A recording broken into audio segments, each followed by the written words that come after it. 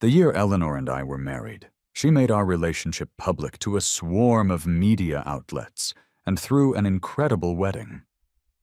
Not long after, she was unfaithful with a new man, longed for her old boyfriend, and lost herself in a constant cycle of parties. I destroyed every piece of evidence from the years I had loved her in secret. A hero who falls from grace is worse than no hero at all. It's better to remember them as they were at their peak. That afternoon, a steady rain began to fall over New York City.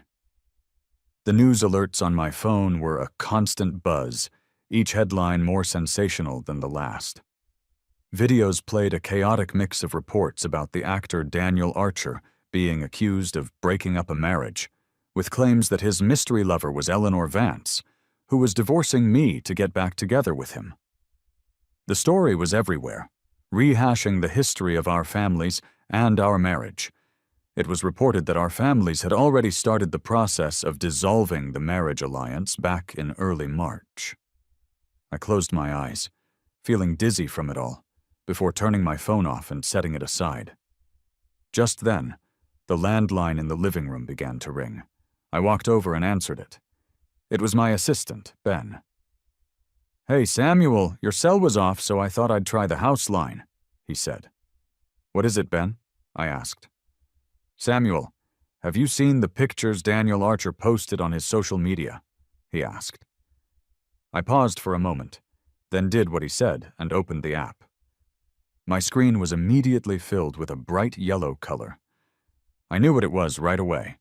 Canada goldenrod, an invasive plant species. It's known for being incredibly hardy, spreading quickly and aggressively, and being highly adaptable. It outcompetes native plants for resources like sunlight and nutrients until they die, which poses a significant threat to local biodiversity. It's even on the official list of invasive species. "It's that spot we reported," Ben continued.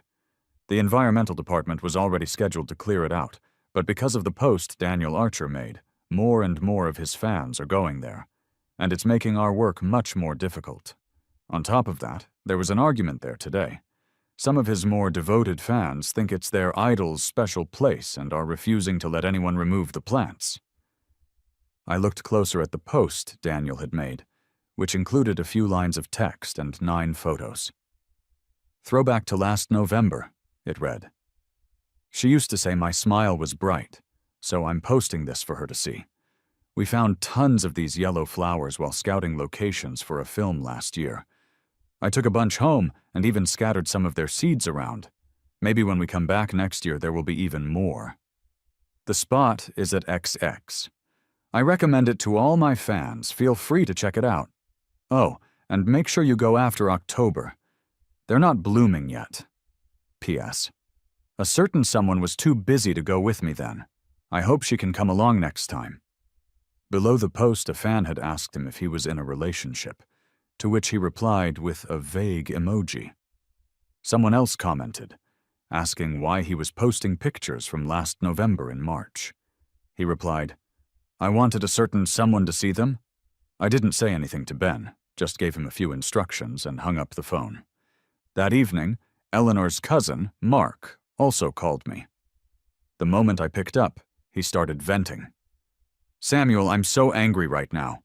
What is all this garbage? I swear that guy Daniel Archer, does he have any sense at all? With this one post, he's made our department's job so much harder. Doesn't he watch the news? A city upstate just did a massive clearing of this exact plant." I sighed. The main issue is that a single plant can produce over 20,000 seeds. Each one of those can grow into a small patch by next year, and he went and scattered more seeds on the ground. "Oh my God," Mark said. "I'm in my study at home, going crazy writing reports. I have to go back for a meeting later. I can't even imagine how busy we're going to be. How could my cousin fall for a guy like this? He just has that smug social climber look all over his face. I'm speechless." "Samuel, look at the watch Daniel is wearing.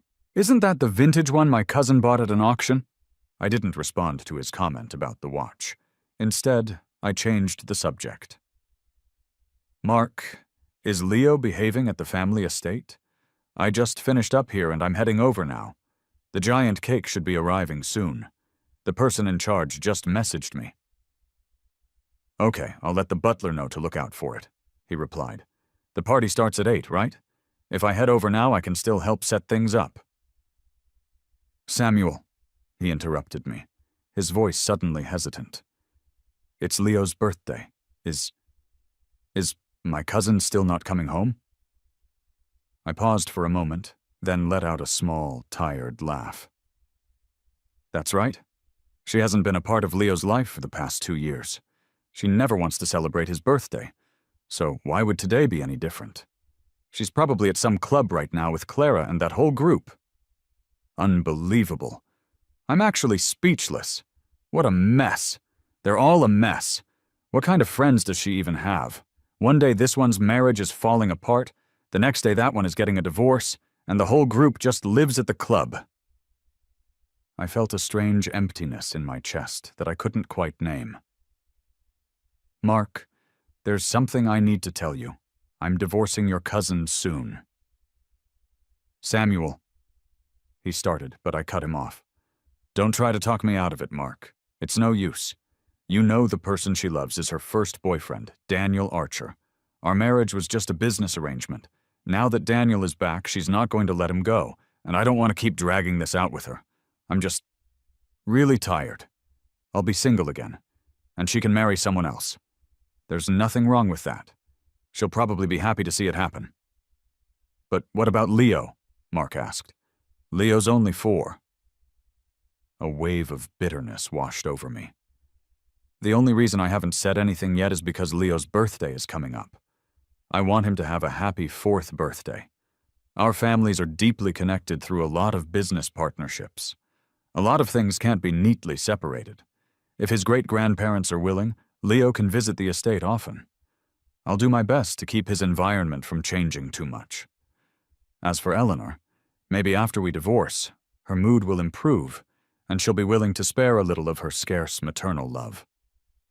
After hanging up, I noticed I had a few new messages on my phone. A couple were from Daniel Archer, Eleanor's first love, and the one she never got over. The other was from Jessica, a substitute Eleanor had found who looked about 50% like Daniel. I won the Newcomers Award. You must have heard, right? It's all over the news. I don't believe you haven't seen it. Now I'm worthy of standing by Eleanor's side. Are you still going to shamelessly cling to your marriage and stick to her like glue? As if to emphasize his point, Daniel sent 2 more messages. You know what's more powerful than the one that got away? The one that got away who comes back? You two just have an arranged marriage. You only got to marry Eleanor because of your parents' influence and your family's money. You will never compare to the place I hold in her heart. I found it a bit ridiculous. The year Eleanor and I got married, her grandmother had a talk with me. She told me not to worry about Daniel Archer, that Eleanor was just infatuated and didn't really love him. The reason she was against them being together was never about their difference in social status, but because they were simply not a good match. She said Daniel was arrogant, shallow, and had ulterior motives. Eleanor, on the other hand, was destined to inherit the entire Vance empire and had a heavy burden on her shoulders. Reality would eventually extinguish any spark between them. So if they got together, nothing good would come of it. It would only be a mistake. I always thought the old woman was right, but sometimes I wonder if it would have been better to go back to that year and just let them be together. At least then, she wouldn't always see me as the villain who destroyed her great love story. I opened the message from Jessica. Miss Vance has always been very fond of my son. Mr. Hayes, you don't have to acknowledge me, but please, could you acknowledge this child? He's only a little over 1. If you take him now, he won't remember anything. I'm at Seco Cafe. Mr. Hayes, can you meet me? This was even more absurd. I had no idea how she even got my number. On the way to the family estate, I hesitated for a moment, then followed the address on my phone to the cafe.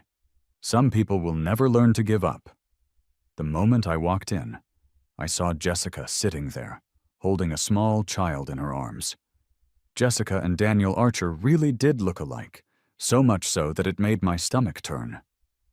A child's eyes are always the most beautiful things in the world, filled with innocence.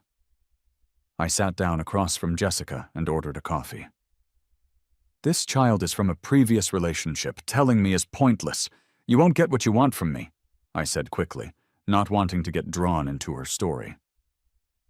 "Mr. Hayes, you can help me," she said. She took a file out of her bag and handed it to me. It wasn't what I expected. It was a stack of bank transfer records. "Mr. Hayes can have Eleanor Vance acknowledge this child." I glanced up at her. She met my gaze without flinching. She was much smarter and more cunning than Daniel. "Whether you believe me or not, Miss Vance is extremely fond of this child. I wouldn't dare joke about something like this. These are the records of the monthly transfers she made to my son and me. I just organized them after returning to the country. If you still don't believe me after looking at them, I can provide more evidence." "No need," I said. I looked at the child. He was indeed very cute. But what did that matter? It had no effect on me. "Is there anything else you want to say?" "If not, I'm leaving." I stood up. "Wait," she said, getting flustered as she stood up with the child and lowered her voice. "Mr. Hayes, with a business as big as the Vances, don't they need a backup heir?" She stuttered. "No, that's not what I mean. I'm saying the child is still young. You could take him back and raise him yourself, as if you adopted him. That way, your position, Mr. Hayes, will be more secure." I couldn't help but laugh. "Raise him as my own child? Jessica, do you really think that's possible? Do I not have my own child?" I asked a genuine question. "Mr. Hayes, you just need to give me a sum of money, and I'll hand the child over to you. And I promise I will never come to see him, never disturb your lives." I picked up my briefcase from the table. "You're ridiculous," I scoffed. "Why should I give you a sum of money? Aren't you getting ahead of yourself? Why would I take this child and raise him for you? So I can raise a viper in my own house, someone who will one day covet the Vance fortune and try to take what belongs to my son. Don't be absurd, Jessica. You met Daniel Archer by chance, took his advice, changed your name, and tried to get a payout from Eleanor, right? Is there anything in this world that can't be found out? If I can find it out, Eleanor certainly can too. So after you were exposed, you suffered a bit. And then Eleanor paid you off to go abroad and forbid you from ever coming back. Am I wrong?" She glanced around, her expression stiffening, looking lost as she held the child. "Why don't you go to Eleanor?" I stared into her eyes. "Because you don't dare. If she found out you were plotting this behind her back, your end would be miserable. So you came to me. But did you perhaps think I was too kind? Too generous? I can tell you with absolute certainty, you're dreaming. No matter how many illegitimate children Eleanor has out there, no matter who in the Vance family you go to see, the only heir to the Vance fortune is my son. Just as the only heir to the Hayes fortune is me," I added. "If you don't believe me, you can go ask Eleanor yourself and see if that child in your arms is a bargaining chip you can use against her." I turned to pay, but Jessica called out to me. "Mr. Hayes, don't be in such a hurry to leave. Please reconsider my offer. This child is really well behaved. If you spend some time with him, you'll definitely grow to love him. You love Miss Vance, don't you? Why can't you love him for her sake and take him into the family? It's not like you can't afford it. I'll even do it for free. You just have to be willing to acknowledge him." I let out a cold laugh. "I can guarantee you this. No matter how exceptional your son is, no matter what he achieves in life, he will never see a single penny of the Vance family's money." The car pulled up and stopped at the family estate. I gathered my things and got out. Walking into the party, I saw Leo dressed in a little tuxedo, sitting obediently on a small sofa. "Daddy!" he cried out when he saw me, running over to give me a hug. "You're finally here, Daddy." I squeezed his chubby cheeks and looked him up and down. How is my baby so handsome? Daddy can't get enough of looking at you. I shouldn't have said anything. The moment I spoke, Leo's eyes turned red. Daddy, I missed you so much. Great-grandma and great-grandpa are really nice to me, but I love you the most. I picked him up. Daddy loves you the most, too. I'm sorry, baby. I won't be so busy soon. When that happens, why don't you come home with me to our little house for a while, okay? He nodded obediently, then leaned in close after a moment. Daddy, I forgot to tell you, I like Mommy a lot, too, just not as much as I like you. Mommy is just so busy, Leo said, his arms wrapped around my neck. I haven't seen Mommy in a long time. I carried Leo into a room, and he continued. Every time I call Mommy, she says she's in a meeting. Lily's mom isn't that busy. Lily says her mom is the best and takes her to the amusement park all the time. Daddy, is Mommy really busy? He finally asked the question I had been desperately trying to avoid. Every time it's my birthday, great-grandpa, great-grandma, grandpa, grandma, my aunts, and a lot of other uncles and aunts from other families all get me lots of presents. Mommy gets me lots of presents, too. She buys me so many toy models, but she's never here for my birthday. Daddy, is Mommy really busy? I stroked his head, feeling an immense sense of guilt. Children are far more perceptive than adults realize. Sometimes, by the time they tentatively ask the question, they've already been thinking it for a very long time. Tears welled up in Leo's eyes. I pulled him into my arms, and for the first time I lied to him. Yes, your mommy is very busy. She's in charge of so many companies and has to go to meetings and sign papers all day, so she doesn't have time to be with you. Even I and your great-grandma and great-grandpa and your two aunts don't see her very often, I added, afraid he wouldn't believe me. Does Mommy not like me? Of course not, baby. How could Mommy not like you? You're her only child. She loves you very much. Then how come she's never here for my birthday? Other kids' moms and dads are with them when they cut the cake. Actually, for your first and second birthdays, she was with you. You were just probably too little to remember. Really? Really? I said in the most exaggerated tone I could muster.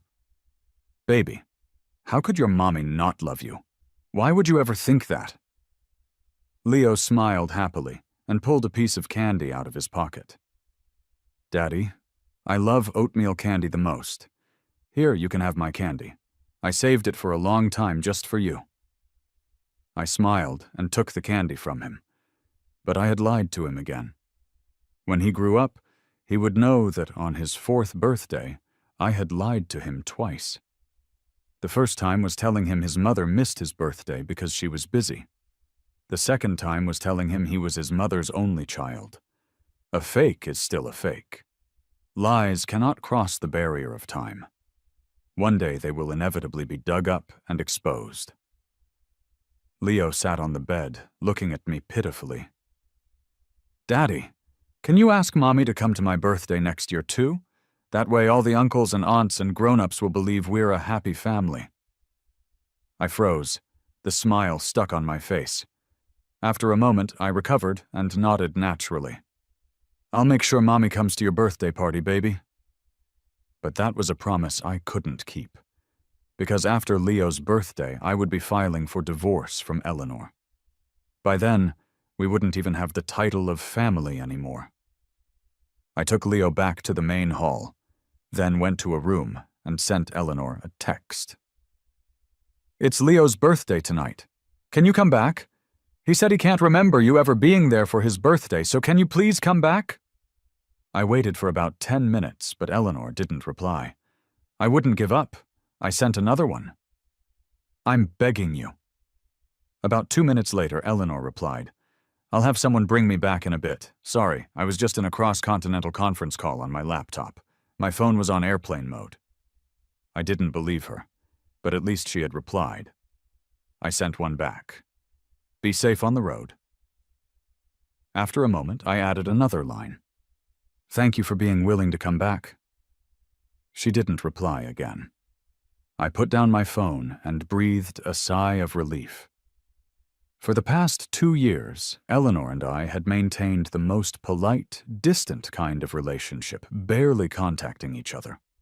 She hadn't set foot in our marital home in 2 years. We usually went back to the family estate at different times and rarely ran into each other, only meeting for a meal with the 2 elders and Leo during holidays. It was only then, at the dinner table, that we would exchange a few words face to face. Our marriage had long since lost all meaning. Better to divorce sooner rather than later. In the first 2 years after Leo was born, I did have my fantasies. Back then, for Leo's 2nd birthday, Eleanor booked a flight home the second her business in Switzerland was done. Due to a flight delay, she was stranded at the airport for 10 hours, then sat on a flight for another dozen hours to get back. When she returned, she sat on the sofa holding Leo, unwilling to let go, patiently cooing to him. When she saw me looking at her, Eleanor seemed a little nervous and showed me the vintage jewelry she'd won at an auction. "I don't know if you'll like them. I know I'm not doing enough, and you might not like the things I buy. You can try telling me what you like. We can try to get along." Try to get along. Back then, I naively thought that after 3 years, I had finally melted the block of ice that was Eleanor. I thought everything was finally heading in the right direction, but things never go as planned. In the 3rd year after Daniel Archer left, the year everything was getting back on track, Eleanor met someone who looked about 50% like him. She became tormented, conflicted. I watched her, step by step, consciously fall back into the trap. From that moment on, my hope started to die, bit by bit. She said she would forget him, that she wanted to build a good life with me and raise Leo together. It was all lies. She could never forget. She couldn't even lie to herself. I should have given up then, but it was like I had lost all reason, trapped in the bewildering question of, why did I lose to him? No matter what, I just couldn't accept it. That kind of thinking was nothing but self-torture. And so, 6 months after Leo's 2nd birthday, I asked for a divorce. It was an ordinary afternoon. For the first time in half a year, Eleanor and I were sitting together, eating a meal in peace. "Let's get a divorce," I said, looking at her completely out of the blue, giving her no warning at all. Her hand, holding a knife and fork, froze in surprise. Her face was full of confusion, but she just looked up at me and said nothing. "You should know why," I said, reciting the lines I had practiced countless times in private. "I hope we can part on good terms, a peaceful divorce." "I don't understand," she said. "I don't understand why we should divorce when everything is fine. Haven't we always been like this?" Yes. She said she didn't understand. How could she understand? She didn't know how I had secretly loved her for years, seeing her as my own unattainable person. She didn't know the turmoil I felt marrying her, telling myself this wouldn't be an easy path, yet unable to stop myself from diving into the mess. How could she possibly understand any of this? The year I started middle school, the news of Eleanor's parents' marital problems was everywhere, the talk of all of New York City. Her mother, they said, had fallen in love with another man, a massive company, a huge fortune. She was willing to give it all up just to be with him, but the family elders absolutely forbade it. Later, Eleanor's father agreed to a divorce. But then Eleanor's mother suddenly changed her mind and tried to leave the blameless man with nothing. They remained at a stalemate. 2 days later, Eleanor's father died suddenly in a car crash. That simplified things considerably. Her mother immediately announced she was remarrying. And so, that slick, powdered man walked through the door holding a newborn baby. Eleanor had been sent to school in New Zealand at a very young age and rarely came back. During the time of her parents' marital implosion, she was forced to stay in New Zealand due to a passport issue and couldn't return. It wasn't until many things were already set in stone that she finally came back and stayed in New York for school. Eleanor's classroom was next to mine. She was always quiet and melancholic, but she was a brilliant student.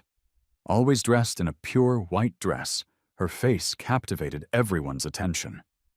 She was always so perfect. Modeling competitions, physics competitions. She traveled abroad for all sorts of contests, confident and unrestrained. Back then, she would never show that expression that could wound without a trace, would never hurt anyone. My parents had decided from the start to only have me, and since my aunt and uncle had no children, I became the focus of both families' hopes. At an age where I wanted to be the best at everything, at an age where I had put countless invisible shackles on myself and was most afraid of failure, I met Eleanor. She always won so easily. On the school's honor roll, our names were always one after the other. She was first, I was second. I wasn't without frustration back then. When she sensed my mood, she would rack her brain to find a good way to start a conversation, telling me not to take it all to heart. I'll never forget what she said. "Samuel, you're really brilliant, truly. You're the most brilliant person I've ever met. Actually, I'm only good at physics and math Olympiad. In everything else, I'm far behind you. You excel in every subject. You're much better than me. These last few times, I just got lucky. You'll definitely surpass me in the future." There could be no higher praise. The next time I got straight A's and ranked first on an exam, Eleanor, who had gotten a 28 in biology, held my perfect score biology paper and stared at it in disbelief. "Are you going to be a scientist?" "No," I told her solemnly. "I'm going to be an aerospace engineer or an astrophysicist. I'm going to work in space exploration." During a study trip to Antarctica, Eleanor stood in the snow and ice, listening to a lecture about global warming. She said, "Samuel, I really admire you. You will definitely achieve your dream. When you do, we will all be so proud of you." The young Eleanor did every good deed she could at her age, politely and tactfully turning down boys who confessed their love for her, leading the cheers on the athletic field for a female classmate who was often teased for her weight, fighting against gender discrimination, volunteering at a senior center in her spare time. She was the perfect embodiment of an ideal, hanging in the sky, radiating her own light, calm and quiet, with a fire in her eyes. She started to appear more and more frequently in my diary. Every word, every line, dense with unspoken feelings, until the last year of high school, when Daniel Archer transferred in. Passionate, but a bit clumsy, he was always messing things up, and he crashed into Eleanor's life. Soon after, Eleanor seemed to become a different person. She brought him everywhere, mentioned him to everyone, and even got into a fight with a girl from the next class over him, skipping class just to take him out for his birthday, distancing herself from everyone just to keep Daniel happy. Later, their drama got so big that I heard Eleanor's aunt slapped her in the school office. Daniel took money from Eleanor's uncle, but still went abroad to study with her. Eleanor paid for all his tuition. After that, I went to Switzerland to study aerospace engineering, and I heard they were doing well in a foreign country, always together, a picture of envy. So I started to consciously and unconsciously push back when our families would casually bring up the verbal promise of a childhood engagement they'd made when Eleanor and I were young, interrupting their talk of a marriage alliance. I locked away those diaries, and with them, all the memories of my youth. If nothing had gone wrong, that would have been the best and final ending. I turned on the air purifier in the room, watching the numbers on the display change, then took out my phone, opened social media, and scrolled through Daniel Archer's feed. Who could have known that later, Eleanor's family company would suddenly run into trouble. For years, her grandparents had been running the family business, and it was inevitable that they would make mistakes. Eleanor returned home in a state of disarray, even more silent than before. Daniel Archer didn't come back with her. I heard he had quickly found another rich girl at school. Eleanor gave up the art history major she had chosen only to accommodate Daniel and applied to a school in Canada to study business. And their family's crisis was something I begged my parents to help solve. Just like the last time. Back then, I naively thought, if even Samuel Hayes wasn't good enough for Eleanor Vance, then who else could be? Family background, ability, in what way was I inferior to anyone else around her? But who could have known that the one time I acted so clever, so confident and conceited, I would lose so completely? It never should have happened. Never. I looked at the photos Daniel had posted and the comments from his fans, and a bitter irony washed over me. He was the one who was the third party, the one destroying a family. But in the eyes of uninformed outsiders, he was the kind, optimistic, sunny one. Eleanor and I were the legally married couple, but in his eyes, I was the one being unreasonable, the one shamelessly clinging to her. The guests had started to arrive in large numbers. I left the room and saw my grandmother standing in the main hall. Eleanor's grandmother took my hand. "Samuel, you're here. Leo just said he saw you, so I came looking." "I just got here a little while ago, was talking with Leo," I said, smiling at the old woman. "Leo's so young you don't have to throw such a big party every time." Grandma smiled back. "We're throwing a big birthday party for Leo so everyone can come and wish him well. Children love a sense of ceremony. It'll get more crowded soon. The drivers are picking people up. Leo invited all his classmates. Children love a lively atmosphere. By the way, where is your father?" Grandma looked around. "Your parents came by a little while ago, said they were looking for you." I turned and saw my parents walking towards me. I hugged my mother. "Mom, Dad, you're here." They smiled in response. Every year, my parents come to the Vance family estate to celebrate Leo's birthday. My father is 58 this year, with a touch of gray at his temples, but he's full of energy and doesn't look like a man approaching 60. My mother looks even younger. "Samuel!" a familiar voice called out. I looked up. It was Ben. "Samuel," he said, jogging over. I quickly walked a few steps toward him. "It's so busy today, I thought you guys wouldn't have time to come." He grinned and pulled me aside. "Of course we're here, Samuel. We're here to support Leo today. Mark is parking the car outside. He'll be in soon." Sure enough, the next moment Mark walked in, a look of despair on his face. "It's so ridiculous, Samuel. Because of that Daniel Archer business, we had to go to another meeting." He gave me a look of immense sympathy. "Samuel, you're probably going to be even busier tomorrow. There's a big meeting, I think." I nodded helplessly. "You're right. I just got the official notice in the room. After this is over, I'll probably be buried in databases and archives." "Why the archives?" "Tomorrow, we're drafting a discussion on the eradication and treatment of Canada goldenrod. I have to write a report in advance tonight. Guess it's an all-nighter. Luckily, it's the seedling stage this season, so it's not as difficult to deal with." A 5. One mixture of glyphosate and laundry detergent can kill it. As for prevention, you can use 100 grams of 80% glyphosate soluble granules per acre or 500 milliliters of 30% glyphosate aqueous solution per acre mixed with 60 kilograms of water for spraying. Stop. Don't talk about work. My head hurts. All-nighter it is. We're all pulling an all-nighter tonight. Mark half lay on the sofa. Let the world burn. Ben went to get a drink, and Mark popped a piece of candy into his mouth. It's all because of you-know-who. I really want to tear him apart. promoting invasive species of all things. He suddenly sat up straight, pulled me down to sit, and asked in a hushed voice, "Samuel, are you really going to divorce my cousin?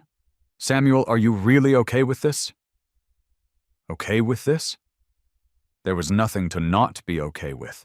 Back then, when Eleanor returned to New York after finishing her studies, I was also following my own career plan. Our careers were both developing well. The matter of the marriage alliance was brought up again by the elders of both families, but I didn't relent. My parents eventually compromised and didn't force me to make any decisions. My mother held my hand. "I've thought it over and over, and some things are better left alone. Your happiness is what's most important. The families that are on par with ours are just a handful. The Hayes have an alliance with the bankrupt Kay family, the Grayson family's heir, Connor, is going to marry Eleanor's sister, and the Hayes family might be moving their entire family to Norway in a few years. When you look at it that way, the only suitable person left is really just Eleanor. But Eleanor hasn't made her position clear, and you aren't very keen on it, so let's just forget it. Actually, old Mr. Vance's wishes are very strong, but he also knows what his granddaughter is like." The matter was supposed to have ended there, but then Eleanor suddenly asked to see me. Sitting with her again felt like many years had passed. She sat there dressed all in black. You couldn't find anyone of her generation in all of New York with more cunning than her. Decisive and forceful, she had her grandfather's style from his younger days. That's how people in the circle described her. The small talk was, of course, unavoidable. "Congratulations on achieving your dream." "Thanks. You've also managed your family's business very successfully." As I was speaking, she smiled, then fell silent for a moment, her expression turning serious. She said, "Samuel, why don't we give it a try? It's a win-win situation. A union of titans fulfilling the wishes of our elders, and it helps our family businesses. Perhaps Vance Enterprises' momentum isn't as strong as Hayes right now, but that's because it's been stagnant for too long. Now that I'm formally in charge." "Why?" I asked at the time, full of confusion. Eleanor looked at me.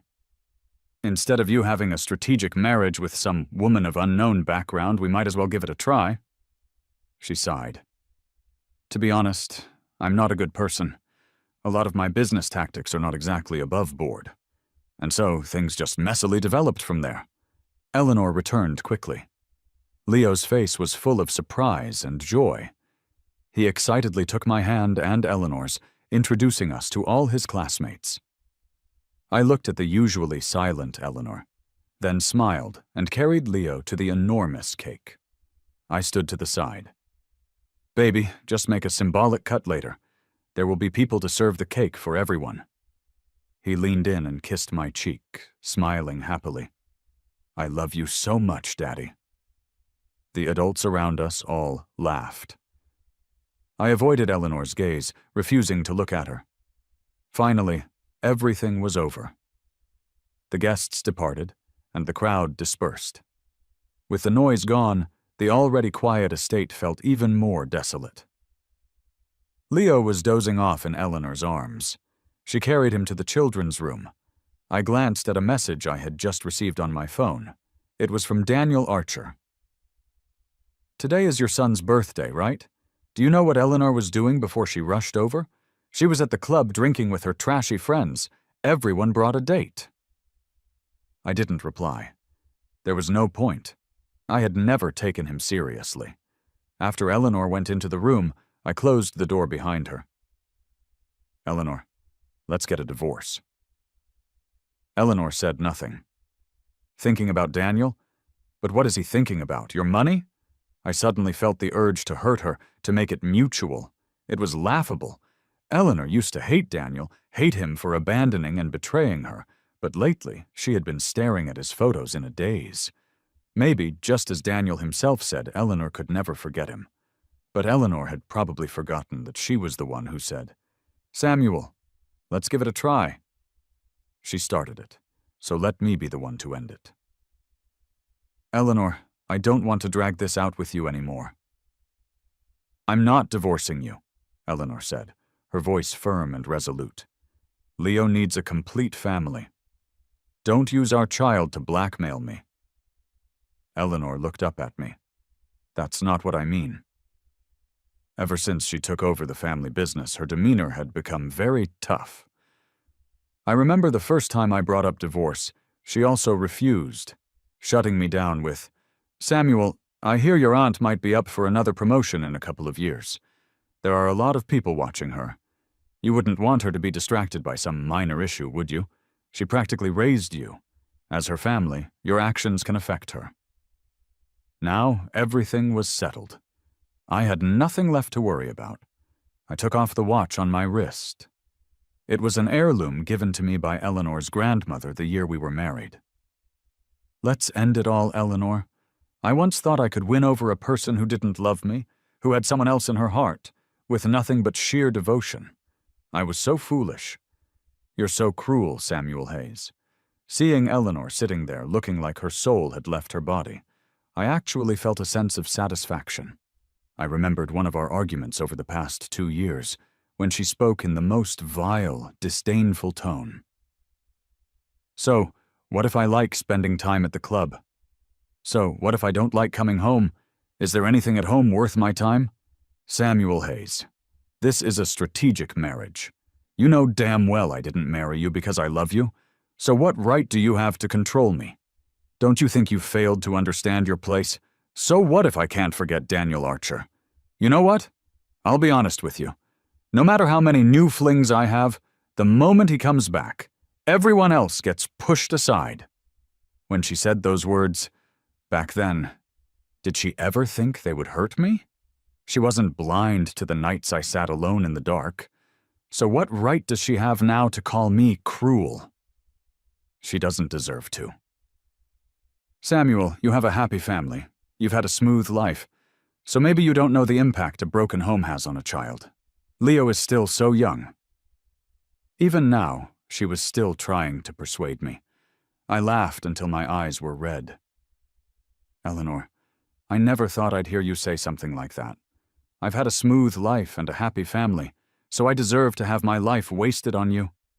A broken home? Wasn't it you who caused all of this? I said these words in the calmest tone possible. Just forget it, Eleanor. For Leo's sake? Are you really such a good mother? Last year I was stuck abroad for work, and my grandparents had to leave New York for a few days.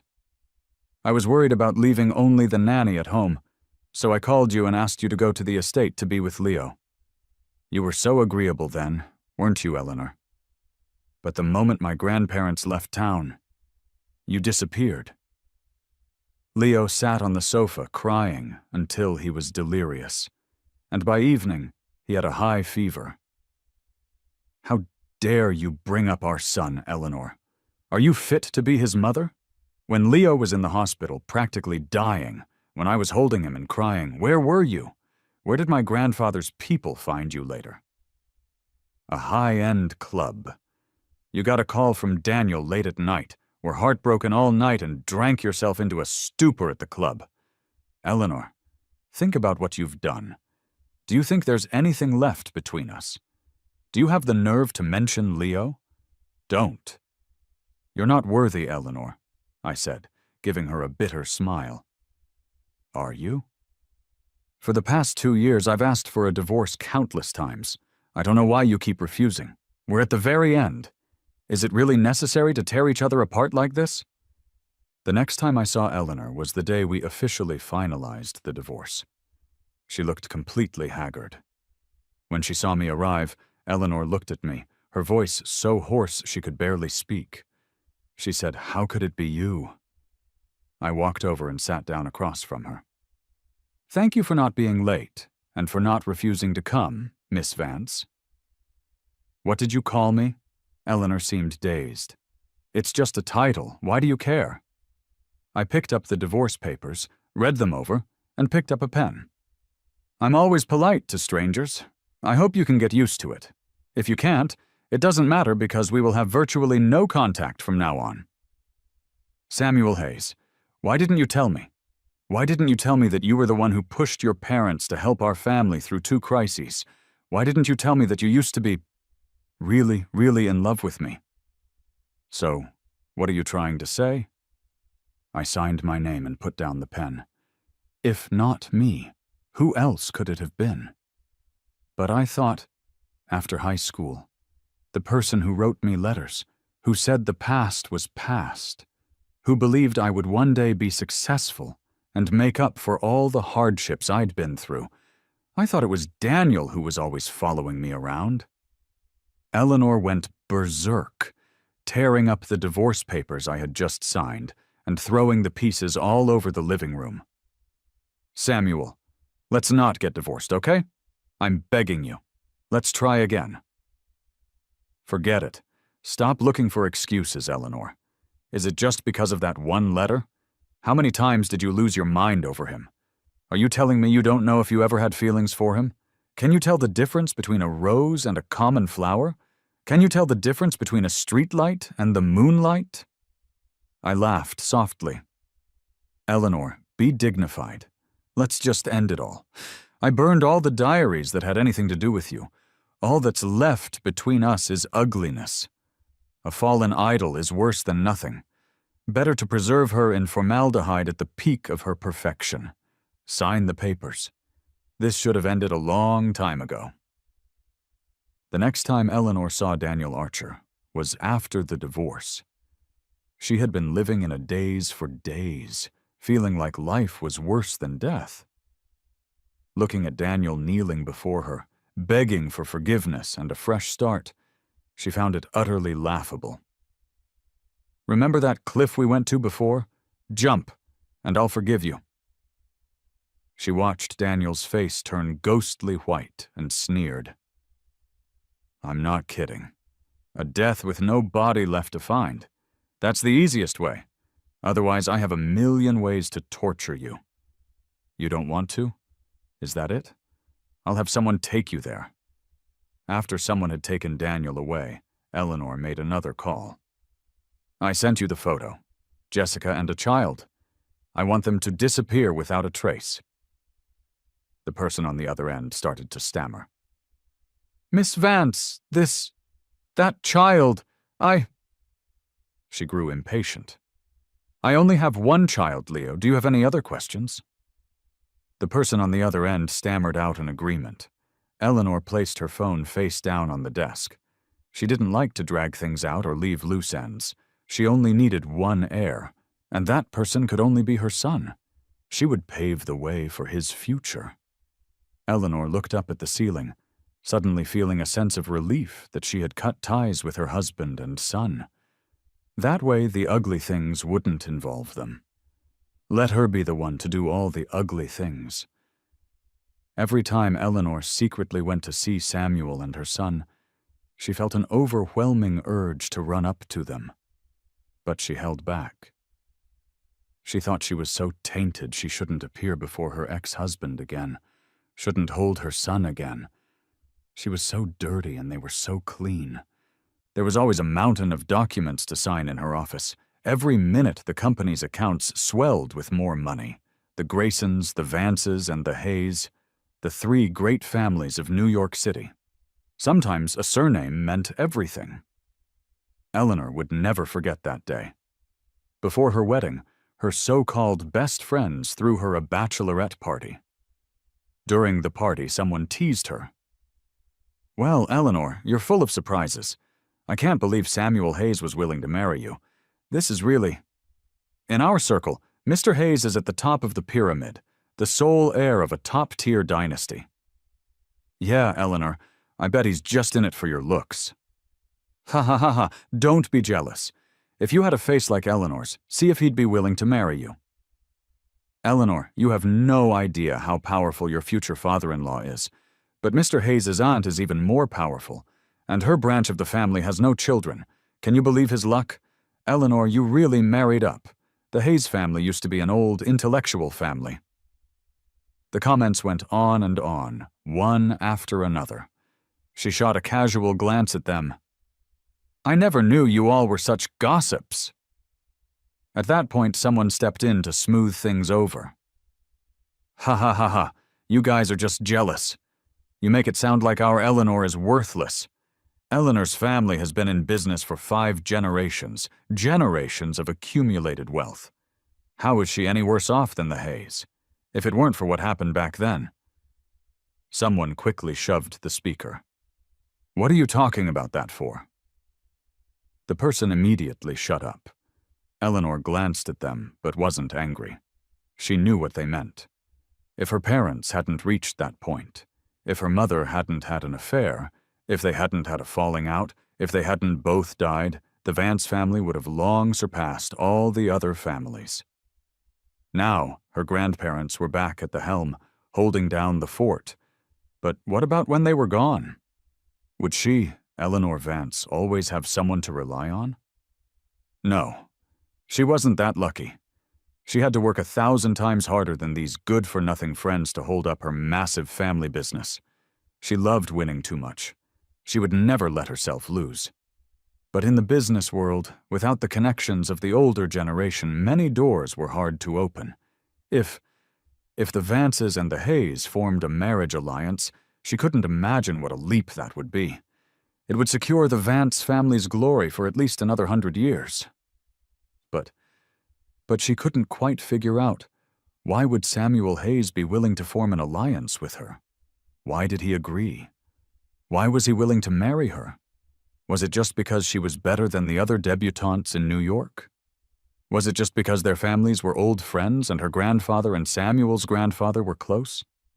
She was a talented businesswoman, young and promising, yes, but in a city like New York, there were many powerful people, and even more with potential. Why did he choose her of all people? She took a sip of red wine, an undeniable fondness for Samuel Hayes blooming in her heart.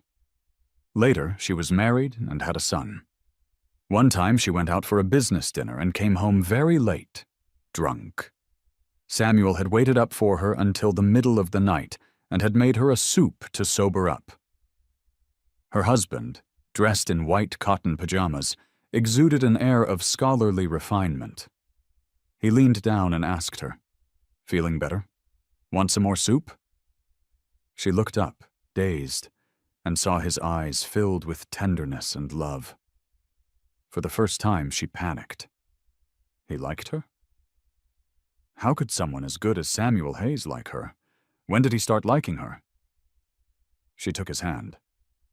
"No more. I'm much better." She suddenly resolved to spend the rest of her life with Samuel Hayes, to get along properly. Don't keep letting him down, she thought. But how did it turn into this? How did they get to this point? Later, her sister-in-law had an affair, and her brother divorced her.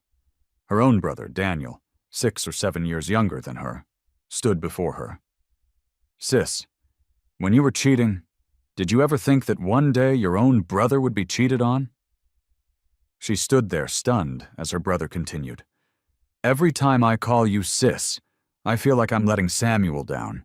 Do you think you're so cool, Eleanor? Do you think you're so good to me, Daniel Vance? When you were out partying, did you ever think about Samuel? Yes, I have a sister. I have you to back me up. But what about Samuel? Just because he doesn't have a sister, no one to demand justice for him, you can just betray him as you please? You know how our father died. When did you become just like our mother? When did you become the person you used to hate the most?" Eleanor clutched her abdomen and slid to the floor. The past was unbearable. Thinking back was nothing but regret. Her secretary ran in from outside and frantically called for an ambulance. She thought it was all her own damn fault that she ended up here. She couldn't blame anyone else. She lay wretchedly on the floor, hearing the sound of the ambulance getting closer and closer, when suddenly, everything went black. Her abdomen had never hurt like this before. When Samuel Hayes received the news of Eleanor's death, he was stunned for a moment. Late-stage ovarian cancer. She had voluntarily given up treatment. Her will was simple. What shocked him was that Eleanor had left her entire personal fortune to him, along with a letter. Samuel hesitated for a long time before opening it. It was just one short sentence. I'm the one who wronged you. Don't think the money is dirty. It's cleaner than I am." He didn't cry. He went on with his life as usual. He had already completely let go of this relationship the moment she had chosen to let go. It was just that, as he stood at the window, watching the heavy rain outside, it reminded him of a line from an old novel. "And all that remained was a vast, clean white emptiness,